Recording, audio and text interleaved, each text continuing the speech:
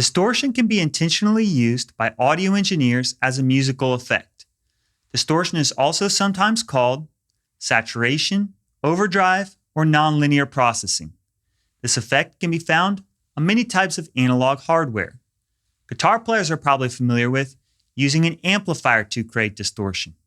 This could be a tube amplifier with pentode or triode tubes, or also a solid-state amplifier with transistors.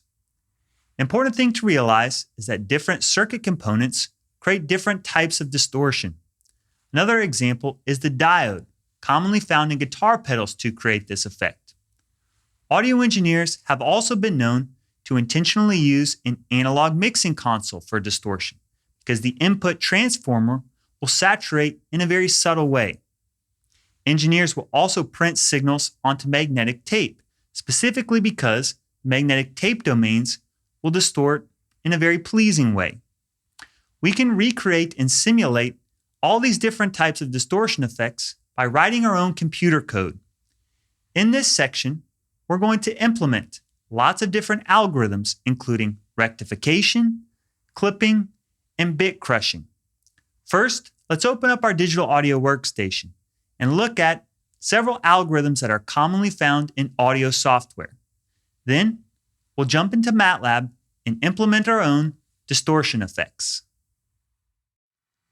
Here in Pro Tools, let's have a look at different types of distortion. I'm going to be using this recording of an acoustic guitar as the input signal to be processed. Without distortion, it sounds like this.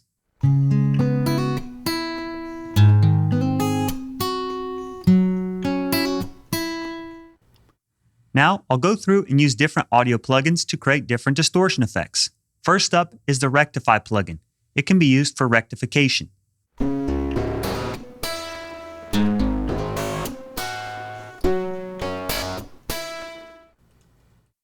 Next, I'll use the air distortion. It has several different modes, including soft clipping.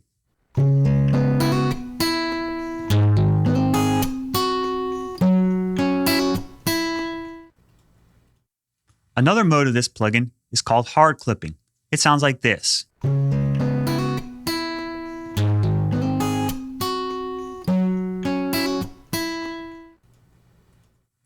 Finally, I'll use the Air Lo-Fi plugin to perform bit crushing.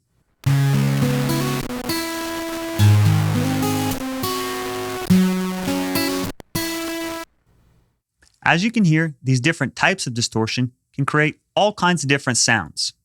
Another way to understand how these distortion algorithms work is to visualize the resulting signal. What I'm going to do is switch over and use a different type of input signal to be analyzed.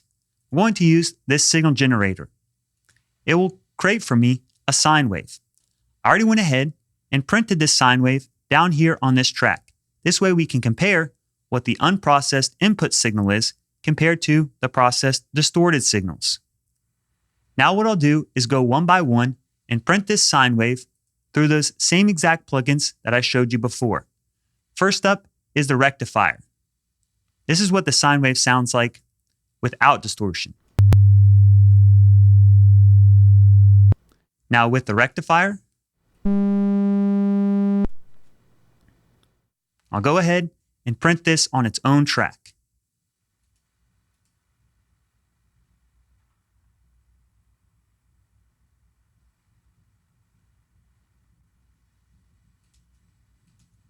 Next up is the soft clipper.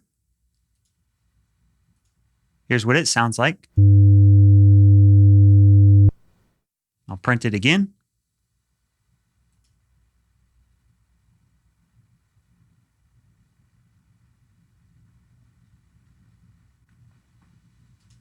Next is the hard clipper. It sounds like this.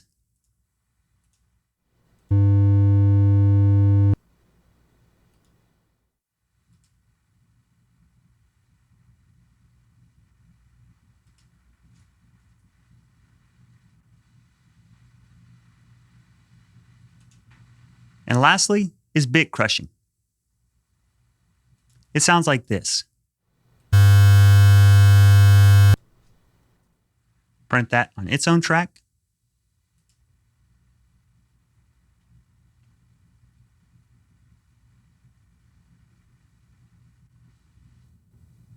Now let's have a look at the end result. If I zoom in, we can look at an individual cycle of our signal. Down here on the bottom is our original sine wave.